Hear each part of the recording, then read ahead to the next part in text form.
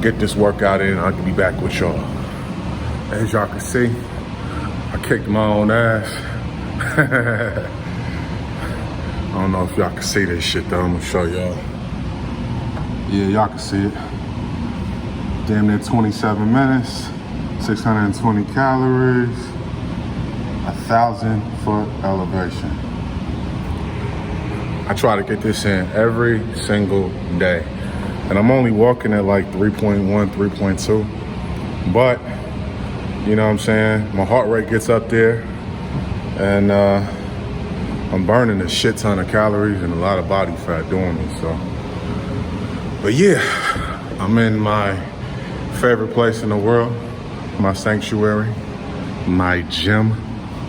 And this is one thing I love about my gym and my building is a lot of people that live here, they like to go to Golds and all the bougie shit.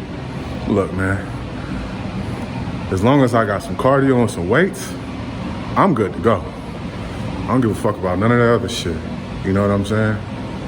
So I'm about to hit my weights and we're gonna get this day started and we're gonna break into exactly what I want to talk about today. You know what I'm saying?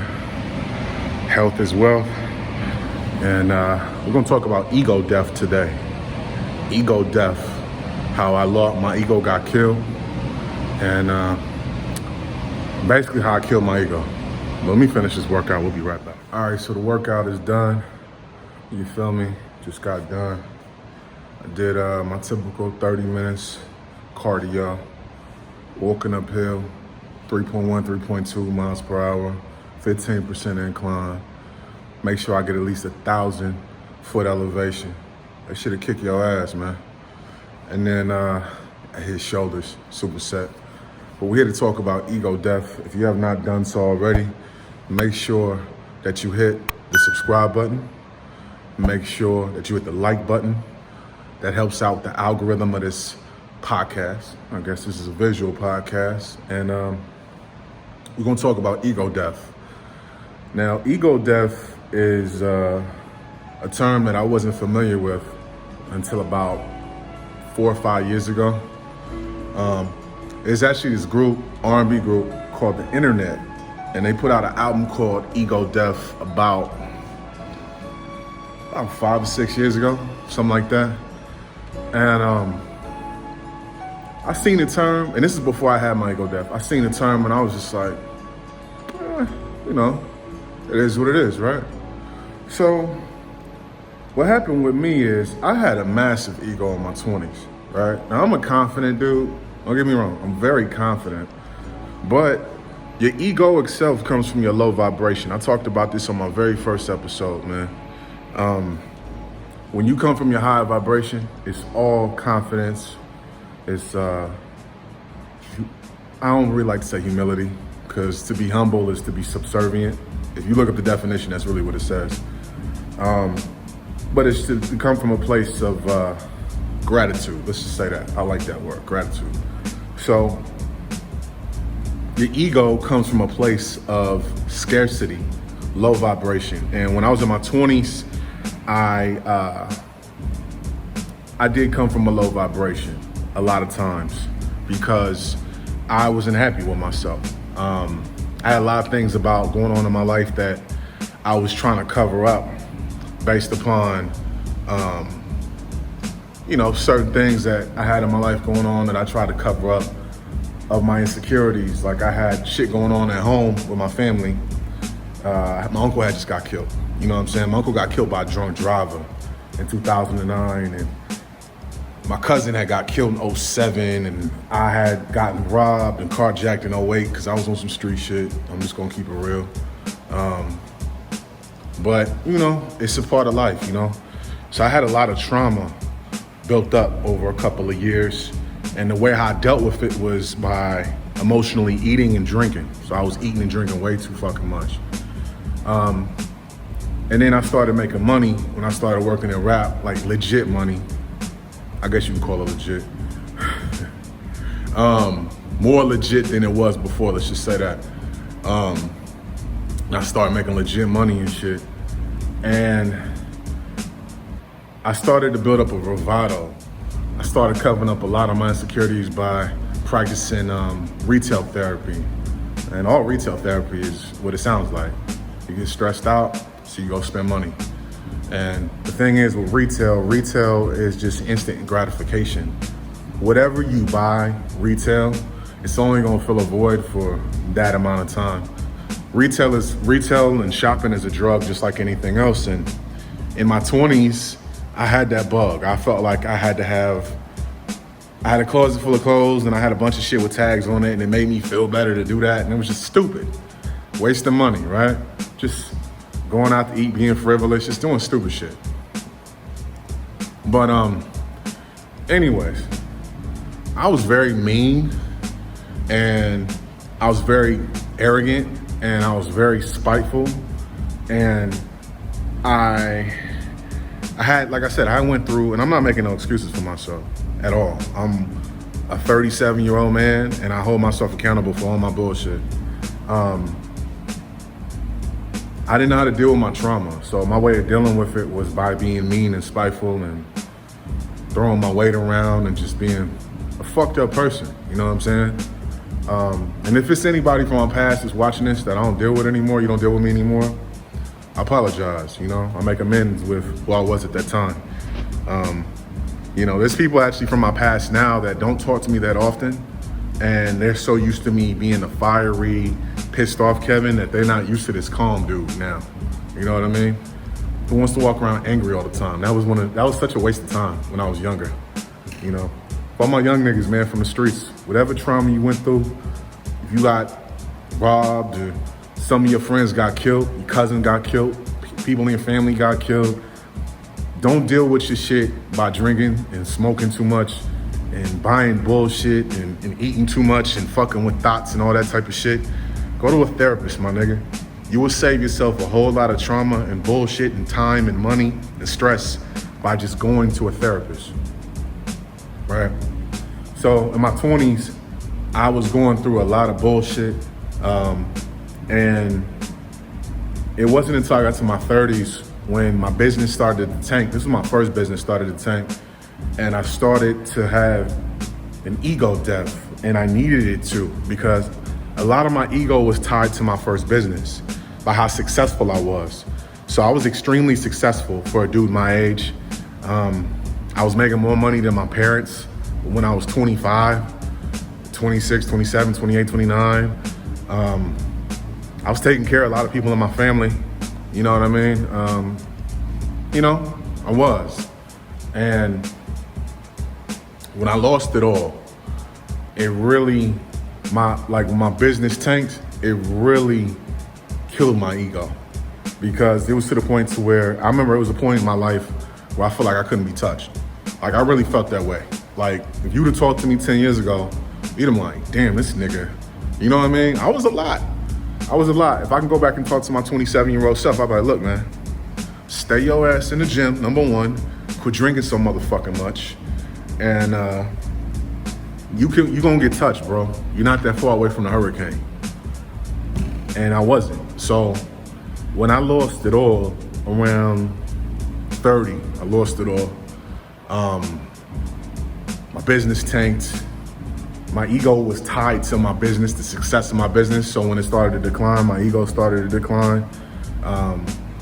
Started to drink more, started to eat more, started to gain a little weight. I had to sell my 72 Chevelle I had to sell off a lot of the things I owned. I had to move in with my girlfriend who I was dating at the time, who's now my wife. And man, she believed in me the whole time, bro. Like, she believed in a nigga the whole fucking time. Fellas, if you meet a woman that met you when you was up, and then you fall on your ass, and she's still with you when you on your ass trying to build yourself back, and you building yourself back, and she's still with you, she never complains, never belittles you and no shit like that, marry that woman, man. Marry her. She's a rare black diamond. And black diamonds are rare as fuck, okay? Anyways, man. So I lost it all, had to move in with my girl, sell off my car, my license was suspended. I had no money. I was fucked up. All I did was just drink and feel sorry for myself for like basically a year. I felt like shit. I felt terrible. I caught a case. I tried to do some backwards hustling. I'm gonna do an episode on that. So y'all stay in tune with that. One thing that I was taught when I was 15 is whenever things would slow down in my business, I could always go to my hustles in the streets. And this was the time I got a case. Nothing serious, but it was enough to fuck me up to where I couldn't get a job for a while because of my record. You know what I mean? Restitution, going to court. It was stressful, man. It was a stressful period in my life, man. I'm not gonna sit here and make it seem like it was cool or any shit like that. But why that light turn off? Anyways.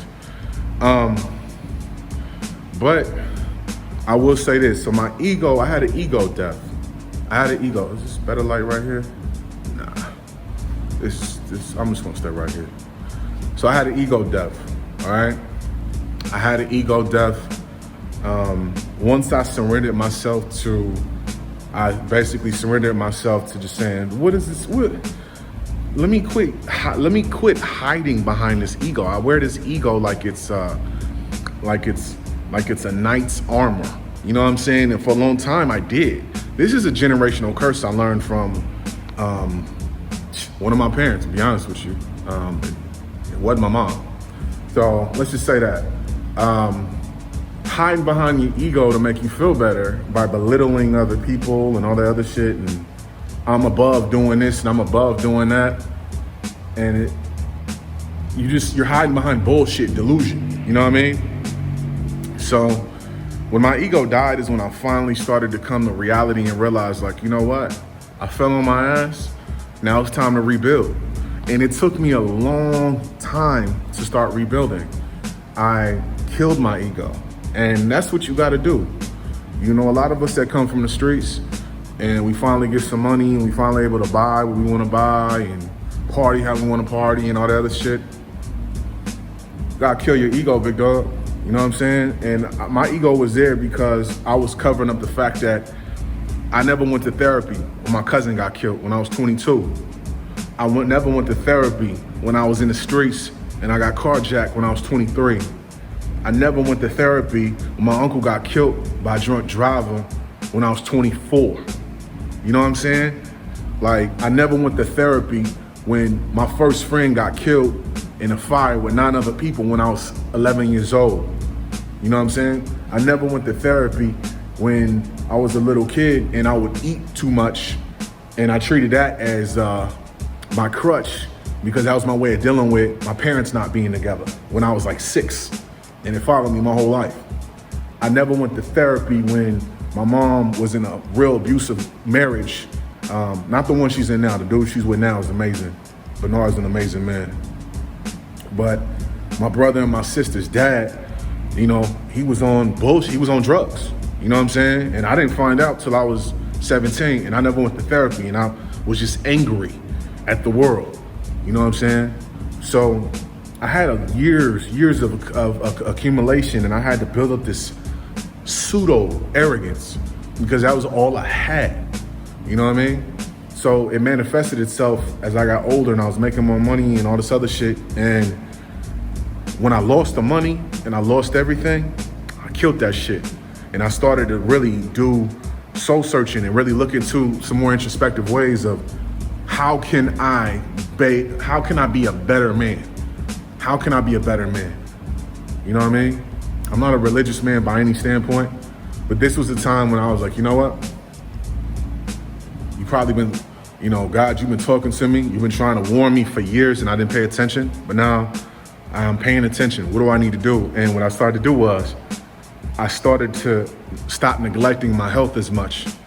I started to take things more kindly. I remember there was months when I worked in rap and I'd barely make $9,000 a month, and I'd be pissed off because I was so used to making 15. And then there was a time for almost 3 years, where me and my fiance, my wife now, but at the time fiance, We were living in a little bullshit shoebox apartment in Koreatown. You know what I'm saying? Money fucked up. Elevator in the building didn't work. Construction zone behind our building. Like, our life was chaotic. I didn't have no money. The only money I was making at the time was doing DoorDash, my nigga. Literally, not that long ago, G. That's how I made my money, G. Like, literally, I was doing DoorDash full time because I couldn't find a job. Had a case, nigga. It was bad, real bad. You know what I'm saying? And now, you know, the fact of the matter is I've built myself up. I found real estate. I built myself up, and I really worked on trying to be a more gracious person and more grateful person, and not feeling like I deserve this, I deserve that. Because that's how I used to be. I deserve this, I deserve that. Don't nobody deserve shit. Nobody owes you shit. Nobody. The world don't owe you shit. Your mama don't owe you shit. Your daddy don't owe you shit. And that's one thing you gotta realize, man. The sooner you realize the world don't owe you understanding, the greater you will have a better understanding of life and a much more positive mindset, and realize I gotta bust my ass and figure it out. You know what I'm saying? So, I had to learn, man, how to come from a higher vibration, be more gracious, have higher gratitude, and, you know, just be grateful for what the fuck I do have. And luckily, everything turned around a couple of years ago. I built new assets, I built new friendships, I built new allies in business, and the money I made in rap years ago ain't nowhere near what I make now. You know what I'm saying? And I make a lot more money now. What I used to make in a month then, I can make in a couple of days to a week now. And I don't do the same shit I used to do. That was 10 years ago. I mean, if I was making the money I'm making now, and I'm grateful I'm not, I didn't then. The fall would have been a much deeper fall. When I fell when I was 30, I was a six-figure nigga. You know what I'm saying? So the fall was significant, but it wasn't nearly as significant as it would be now if I was making the money that I make now then. You know what I'm saying? So back then I didn't have no assets. I was just hustling in rap. I had to have 6 to 7 clients a month to make what I was making then. Now it's like, shit, I sell 2 houses a month, 2, 3, 4 houses a month. I do option trading in the morning.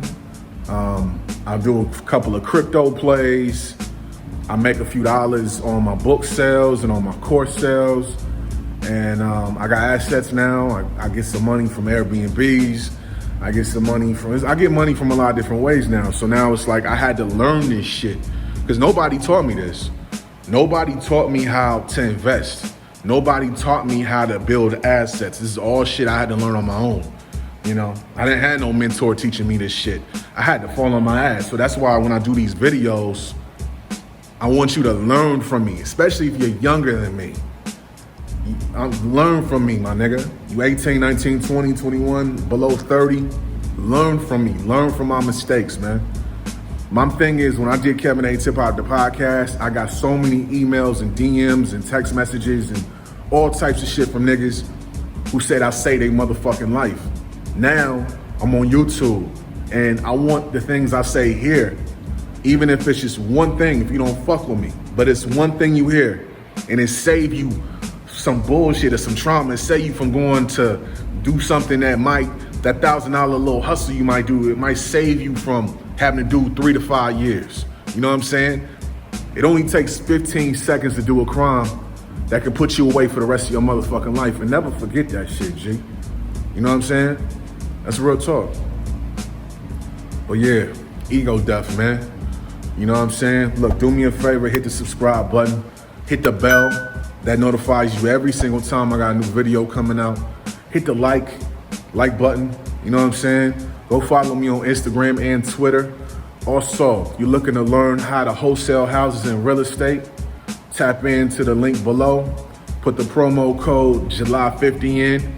I teach you how to wholesale properties in real estate, you know what I'm saying? And it comes with the official purchase and sell agreement I use between the seller and myself, and as well as the end buyer and myself, as well as official cold calling scripts and it's official, the Varsity Class playbook that has every single thing you need, every single thing you need, software, all the CRM, everything I use. You know what I mean? Go tap in. July 50 is the promo. That shit is below. So tap into that shit. And yeah, man, I'm gonna tap in with y'all. Peace and love.